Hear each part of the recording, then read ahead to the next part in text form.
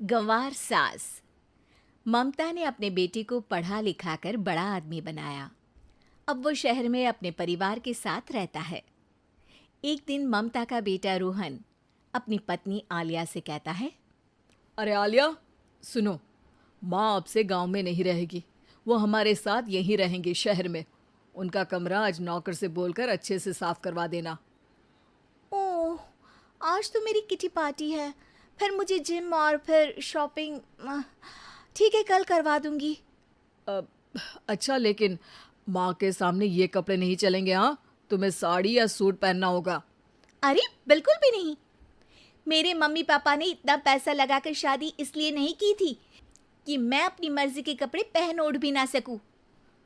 अरे चलो, गुस्सा मत हो, लेकिन कुछ दिन तो माँ की खुशी के लिए कर सकती हो ना। लेकिन आलिया मानती नहीं। माँ आती है सिंपल सी साड़ी, झोला और चप्पल पहनकर। अरे रोहन, मैं इनके साथ कैसे रहूंगी? मेरी फ्रेंड्स क्या कहेंगी? ये तो पूरी गंवार लग रही है। आलिया, माँ गांव में रहती थी इसलिए ऐसी हैं। तुम आज ही माँ के साथ जाकर उनकी पसंद की शॉपिंग करवा देना।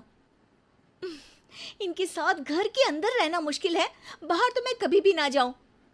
रोहन को आलिया पर गुस्सा आ जाता है। माँ, ओ माँ। हाँ बेटा। वो माँ को ले जाने के लिए उनका हाथ पकड़ता है कि अरे माँ, तेरे हाथ अभी तक इतने कड़े हैं, तूने इसका कोई इलाज नहीं किया? अरे बेटा, इसका कोई इलाज नहीं।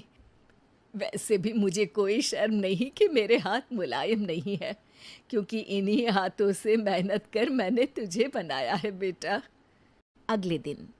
माँ, मैं ऑफिस जा रहा हूँ। कुछ लाना हो तो आलिया को बोलकर फ़ोन करवा देना। रोहन के जाने के बाद, आप ना आज कमरे में ही रहिएगा, घर में पार्टी है, मेरी सहेलियां आ रही हैं, मैं उन लोगों के सामने आपको नहीं ला सकती हूँ। ठीक है बहू, लेकिन तुम कहो तो मैं कुछ खाने को बना दूँ तुम लोगों की पार्टी के लिए। वो लोग सिर्फ कॉन्टिनेंटल या थाई फूड ही खाते हैं। कोई बात नहीं, कभी इंडियन खिलाने वाला कोई मिला नहीं होगा ना। मैं बनाकर कमरे में चली जाऊंगी। जैसे आपकी मर्जी। आलिया के घर उसकी दोस्त आती हैं, पार्टी होती है। अरे वाह आलिया, ये क्या है खाने में? बड़ा ही स्वादिष्ट है यार, इसकी रेसिपी मुझे चाहिए। हाँ, और ये दाल, ओ माय गॉड, मैंने तो किसी 5 स्टार में भी ऐसी दाल नहीं खाई है यार। तू कुक को यहाँ बुलाना। अब आलिया घबरा जाती है। हाँ हाँ हाँ हाँ, क्यों नहीं। माँ जी ज़रा बाहर आइए। आलिया की सास सिंपल सी साड़ी और गांव के अंदाज में आती है। अरे बहू, क्या हुआ? खाना पसंद नहीं आया क्या?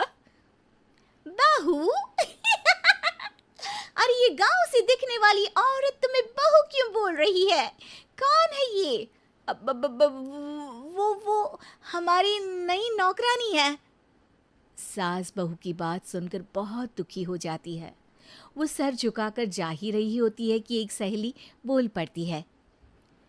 अरे कहाँ जा रही हैं माँ जी? वो उठकर उनके पैर छूती है। जीती रहो बेटा। क्या है ना, आपकी शक्ल बिल्कुल मेरी माँ जैसी है। पता है आलिया, मैं शहर पढ़ने आई और फिर शहरी हो गई, लेकिन मेरे माँ पापा तो आज भी गांव में रहते हैं, बिल्कुल इनके जैसे ही हैं। आप यहाँ बैठिए ना आंटी, आप सच में बड़ी खूबसूरत है और आपके हाथ का खाना तो लाजवाब है। काश ये मेरी सास होती। सभी सहेलियां सास को घेर कर बैठ जाती हैं और उनसे खाने की रेसिपी पूछ रही होती है कि तभी घर की बेल बजती है और रोहन आता है। अरे क्या बात है, आज आप लोग हमारे घर में? और ये लोग तो मुझे आलिया से ज़्यादा माँ की सहेलियाँ लग रही हैं। क्या ये आपकी माँ है? लेकिन आलिया ने तो कहा कि ये उनकी नौकरानी है और इन्होंने भी नहीं बताया। वो नहीं बताएंगी, क्योंकि उनके लिए बच्चों की इज्जत और उनकी खुशी सबसे पहले है। मुझे माफ कर दो, मुझे इन्हें तुम लोगों से मिलवाने में शर्म आ रही थी। कि तुम लोग क्या कहती। अरे अब तो हमें शर्म आ रही है कि तुम हम लोगों की सहेली हो। हाँ, जो माँ जैसी सास को नौकरानी बोले वो हमारी सहेली नहीं हो सकती। ये बोलकर सभी वहां से जाने लगती है कि सास बोलती है, आलिया की तरफ से मैं तुम लोगों से माफ़ी मांगती हूँ। उसने जो कहा उसके लिए मैं उसे माफ़ करती हूँ। अब तुम लोग भी उसे माफ़ कर दो, क्योंकि अगर तुम लोगों ने उससे दोस्ती तोड़ी तो फिर मेरे हाथ का खाना कैसे खाओगी? नहीं नहीं आंटी, जरूर आएंगे, लेकिन अब आलिया की नहीं बल्कि आपकी सहेली बनकर।